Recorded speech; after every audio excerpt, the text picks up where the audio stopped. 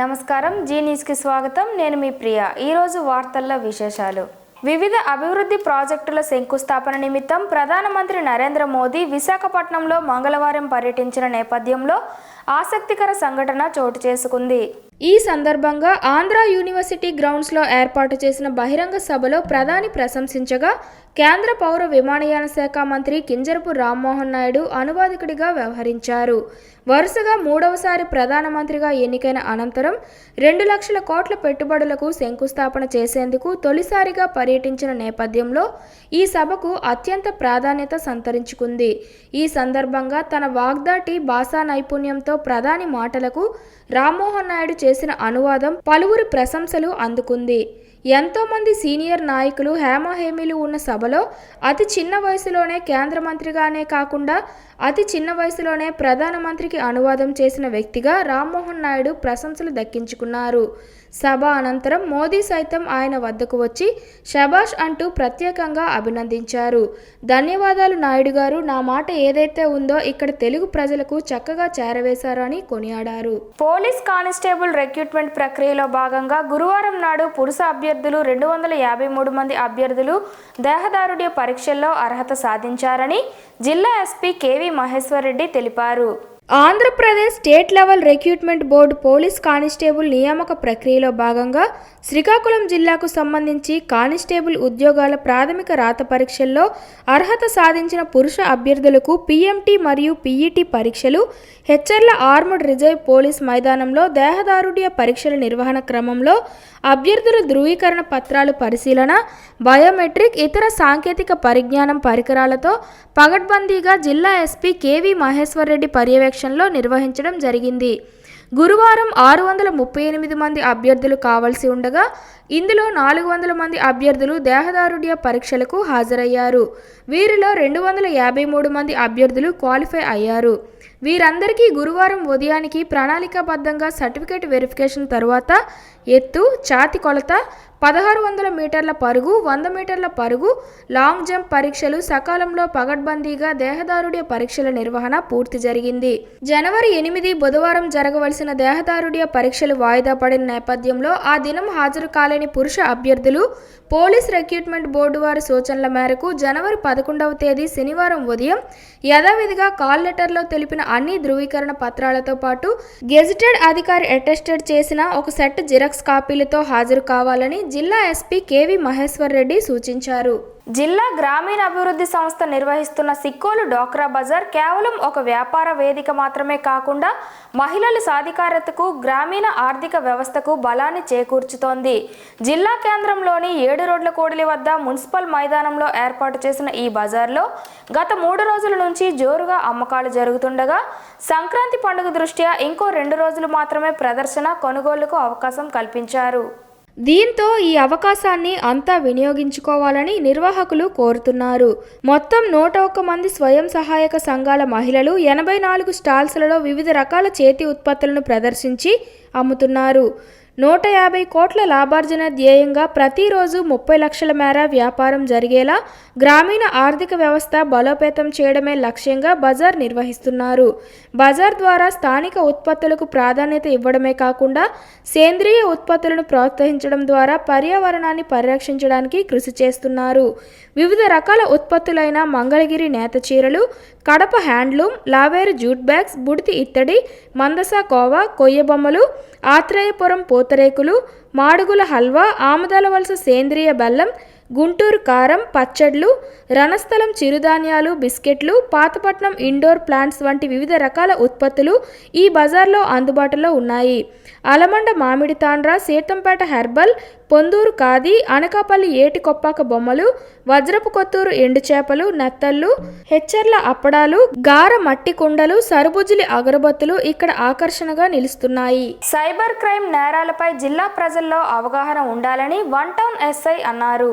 గురువారం 33వ division Gonapalem 1 town SI ఆధ్వర్యంలో దొంగతనాలు, గంజాయి, ఆన్లైన్ మోసాలపై అవగాహన కార్యక్రమాలు నిర్వహించారు. ఈ సందర్భంగా ఆయన మాట్లాడుతూ అమాయకులను బురిడీ కొట్టించే సైబర్ నేరగాళ్లు కొత్త దారులను ఎంచుకుంటున్నారన్నారు. ట్రాయ్ నుంచి ఫోన్ చేస్తున్నామంటూ సామాన్యులకు భయాందోళనకు గురిచేసి అందినంతా దోచుకుంటున్నారని, డిజిటల్ అరెస్టుల పేరుతో అలజడి రేపుతున్న ఈ తరహా నేరాలకు చెక్ పెట్టేందుకు శ్రీకాకుళం పోలీసులు ప్రజలకు అవగాహన కల్పిస్తున్నారు. మన బ్యాంకు వివరాలు, ఏటీఎం కార్డు వివరాలు ఎవరికీ చెప్పరాదని అన్నారు. ఈ కార్యక్రమంలో వార్డ్ ఇన్ఛార్జ్ కొర్ను ప్రతాప్, జీహాద్ పర్వీన్, భాగ్యలక్ష్మి, ఎన్ విజయ మరియు అంగన్వాడీ టీచర్స్ రాజేశ్వరి, ఆదిలక్ష్మి తదితరులు పాల్గొన్నారు. కాంగ్రెస్ పార్టీ రాష్ట్ర ఇన్ఛార్జ్ పార్లమెంటు సభ్యులు మాణిక్యం ఠాగూర్ జిల్లా పర్యటనకు విచ్చేసిన ఏఐసిసి పిసిసి ఆదేశాల మేరకు శ్రీకాకుళం జిల్లా అంబటవానిపేటలో జై బాపూజీ, జై భీమ్, జై సంవిధాన్ కార్యక్రమంలో పాల్గొన్నారు. పార్లమెంట్లో కేంద్ర హోంమంత్రి అమిత్ షా అంబేద్కర్పై అనుచిత వ్యాఖ్యలు చేసినందుకు బహిరంగ క్షమాపణ చెప్పాలని, తన పదవికి రాజీనామా చేయాలని, భారత ప్రజలకు భగవద్గీత లాంటి పవిత్రమైన రాజ్యాంగాన్ని రచించిన అంబేద్కర్ని కించపరుస్తూ చేసిన వ్యాఖ్యలకు క్షమాపణ చెప్పాలన్నారు. ముందుగా అంబేద్కర్ విగ్రహానికి షేక్ మస్తాన్ వలి, గిడుగు రుద్రరాజు, రాష్ట్ర యువజన కాంగ్రెస్ అధ్యక్షులు లక్కరాజు రామారావు, మమతా నాగిరెడ్డి, డీసీసీ అధ్యక్షులు అంబటి కృష్ణారావు, జిల్లా ఇన్ఛార్జ్ గాద వెంకటరమణ పూలమాలలు వేసి నివాళులర్పించారు. అనంతరం అంబేద్కర్ విగ్రహానికి వినతి పత్రాన్ని అందించారు. అనంతరం రాష్ట్ర ఇన్ఛార్జ్ మాట్లాడుతూ, భారతదేశానికి స్వాతంత్రం సిద్ధించడానికి ఎందరో మహానుభావులు శ్రమించి తీసుకొచ్చారని, ఆ స్ఫూర్తితో రాజ్యాంగాన్ని రచించిన అంబేద్కర్ ఈ దేశ మనిషి స్వేచ్ఛకు, అణగారిన వర్గాల అభ్యున్నతికి దోహదపడే విధంగా, దేశ ప్రజలు గర్వించే విధంగా రాజ్యాంగాన్ని రచించిన అంబేద్కర్పై చాలా అవమానకరంగా మాట్లాడడం హేమనీయమని తెలియజేశారు.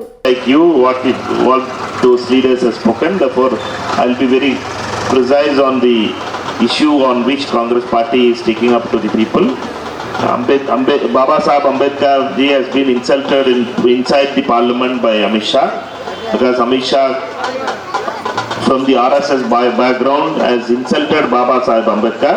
Therefore, Congress party is going to the people to tell to people that Amit Shah must resign and he must apologize for insulting Baba Saheb Ambedkar. For that purpose I had come, and Congress party will continue to go to people and convey this message that Amit Shah has insulted Baba Saheb Ambedkar.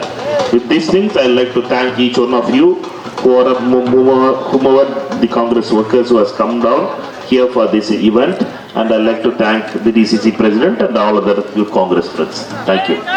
Srikakulam నగరం అరసవెల్లి అసిరితల్లి ఆలయం ఎదురుగా ఉన్న లక్ష్మీనగర్ కాలనీలో రథసప్తమికి traffic అంతరాయం కలగకుండా అరసవెల్లి ఆదిత్యనగర్ కాలనీలో కొత్తగా రోడ్డును వేశారు. ఆ పనులను ఉంగటి రమణమూర్తి పర్యవేక్షిస్తున్నారు. ఈ రోడ్డు వలన గారమండలం వారికి, అటు అరసవెల్లి ప్రజలకి ఇబ్బందులు లేకుండా ట్రాఫిక్ని మళ్లించగలమని, అలాగే మన అరసవెల్లి శ్మశానములకు పోవు దారిలో ఉన్న స్కూల్ పక్కన ఉన్న కాలువ పనులు కూడా ప్రారంభించడం జరిగిందని రమణమూర్తి తెలిపారు. ఎమ్మెల్యే గొండు శంకర్ ఆదేశాలతో త్వరితగతిన పనులు జరుగుతున్నాయన్నారు. అరసవెల్లి అభివృద్ధికి గొండు శంకర్కి శ్రీకాకుళం నగర బీసీసీ అధ్యక్షులు ఉంగటి రమణమూర్తి కోరడం జరిగింది. అందుకు ఎమ్మెల్యే యుద్ధ ప్రాతిపదికన పనులు చేపట్టామని, కాంట్రాక్టర్లకి ఎమ్మెల్యే చెప్పడం జరిగిందని, అరసవెల్లి అభివృద్ధికి సహకరించిన ఎమ్మెల్యే గొండు శంకర్కి అరసవెల్లి ప్రజల తరపున కృతజ్ఞతలు తెలియజేశారు.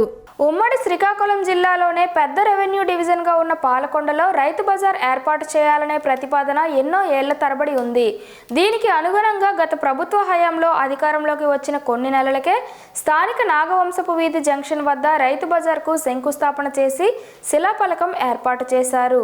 పనులు ప్రారంభించిన తరువాత అక్కడితో మా పని అయిపోయిందన్నట్లు వ్యవహరించడంతో 4.5 ఏళ్లుగా ఎక్కడ వేసిన గొంగలి అక్కడే ఉన్న చందంగా శంకుస్థాపన దగ్గరే రైతు బజార్కు చరమగీతం పాడేశారు. దీంతో ఎన్నో ఆశలతో రైతు బజార్ కోసం ఎదురు చూస్తున్న పేద మధ్యతరగతి ప్రజలకు నిరాశ ఎదురైంది. చిత్తశుద్ధి లేకుండా సాగిన గత పాలకుల వ్యవహారం, పాలకొండ ప్రజానికం ఆశించిన రైతు బజార్ అందరి ద్రాక్ష పండులాగానే మిగిలింది. నగరం నడిబొడ్డున ప్రభుత్వ స్థలం కలిసొచ్చే అంశంగా ఉన్న అది నిరుపయోగంగా ఉండడం పాలకొండకు ఒక విధంగా శాపంలాగానే కనిపిస్తోంది. కూటమి ప్రభుత్వం అధికారంలోకి రావడంతో పాలకొండ పరిసర ప్రాంతాల్లో రైతులు మరియు సామాన్య ప్రజలకు రైతు బజార్ కళ సాకారం అవుతుందనే కొత్త ఆశలు చిగురించాయి. పాలకొండ ఎమ్మెల్యే నిమ్మక జయకృష్ణ మరియు పాలకొండ నగర పంచాయతీ అభివృద్ధి కమిటీ చైర్మన్ పల్లా కొండబాబు ప్రభుత్వంతో మాట్లాడి పాలకొండలో రైతు బజార్ ఏర్పాటు చేసి పేద మధ్యతరగతి ప్రజలకు తక్కువ ధరకే నాణ్యమైన సరుకులు దొరికేలా చర్యలు తీసుకోవాలని పేద మధ్యతరగతి వ్యక్తులు కోరుకుంటున్నారు.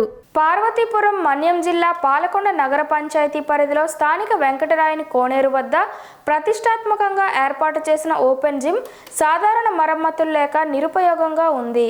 2019లో అప్పటి తెలుగుదేశం ప్రభుత్వం కోనేరు చుట్టూ పార్కు ఏర్పాటు చేయాలని ఆలోచన చేసింది. దీనిలో భాగంగా 32 లక్షల నిధులు వెచ్చించి మొదటిగా ఓపెన్ జిమ్ ఏర్పాటు చేశారు. అప్పటి విద్యుత్ శాఖ మంత్రి కిమిడి కళా వెంకట్రావు చేతుల మీదుగా దీన్ని ప్రారంభించారు.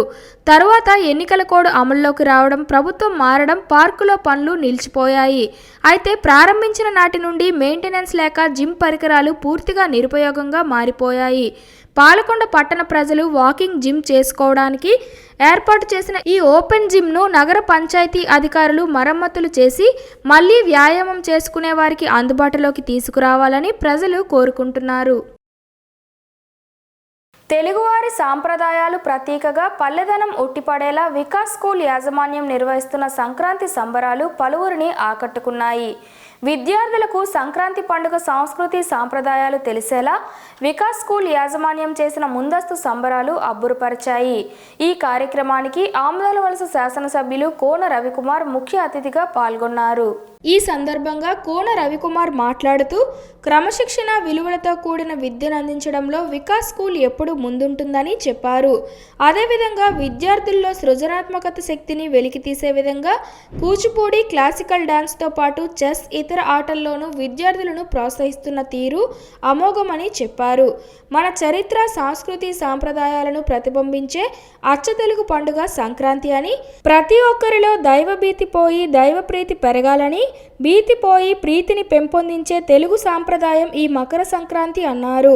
కొత్త పంటను చేతికందించే రైతన్నల పంటల పండుగ ఈ సంక్రాంతి అని, మన వంశ వృక్షానికి కారణమైన వ్యక్తులను తలుచుకొని స్మరిస్తూ వారి పేరుతో పుణ్యకార్యాలను చేసి తరిస్తూ మన పూర్వీకుల రుణం తీర్చుకునే సత్సాంప్రదాయాల్లో భాగమే ఈ పండుగని, వ్యక్తిగా కాకుండా ఒక వ్యవస్థగా ఈ పండుగను జరుపుకుంటూ మన పూర్వీకులు అందించిన ఈ సాంప్రదాయాన్ని భావితరాలకు అందించడంతో పాటు ప్రతి ఒక్కరూ ఆనందంగా ఉండాలన్నదే ఈ సంక్రాంతి పండుగ పరమార్థమన్నారు. సాంప్రదాయ దుస్తుల్లో పాఠశాల యాజమాన్యం, ఉపాధ్యాయులు, విద్యార్థులు సందడి చేశారు.